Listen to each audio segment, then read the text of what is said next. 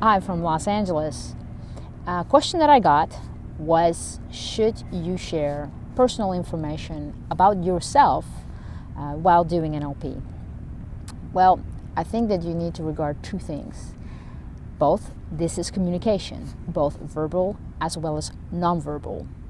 That means that you verbally and non-verbally say something that makes someone else feel something. Based on that, they communicate back to you, and then you feel something and you say something back.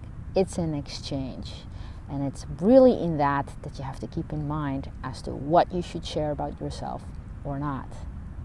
Now, when you are, for instance, want to have a relationship with someone in your personal or your professional life, then would you want yourself to start a relationship with someone who shares nothing about themselves? Now, you may be thinking, well, wait a minute, psychologists never share anything about yourself. Why should I as an NLP person? And this is where I think that psychologists make a crucial mistake.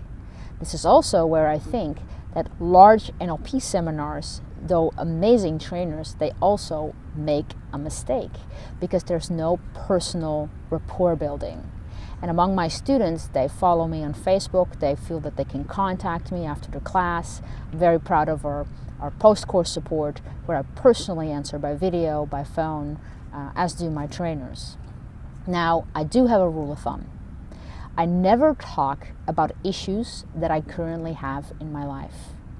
Anything that I need to, that could cause them to have a negative state or me to have a negative state. I don't share that. I need to check that out at the door, and I can't bother my clients with it.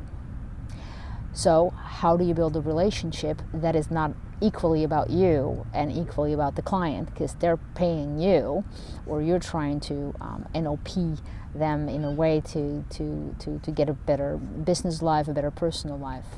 This is what I do. Yes, I need to step into the map of the client.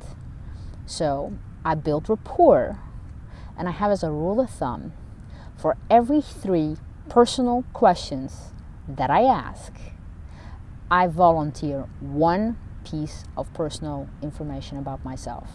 Not necessarily in long stories where I start dominating the conversation.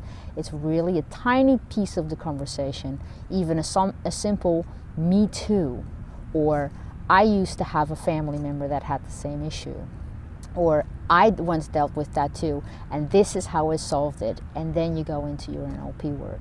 So it's still about the client or the person that you apply NLP on, but it still remains to be an exchange based on which someone wants to build a relationship.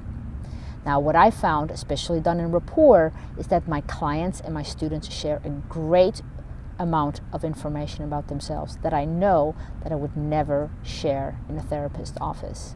And I most certainly don't have the rapport and the bond with their therapist as they do with me. And that also goes for any teacher that they've ever had.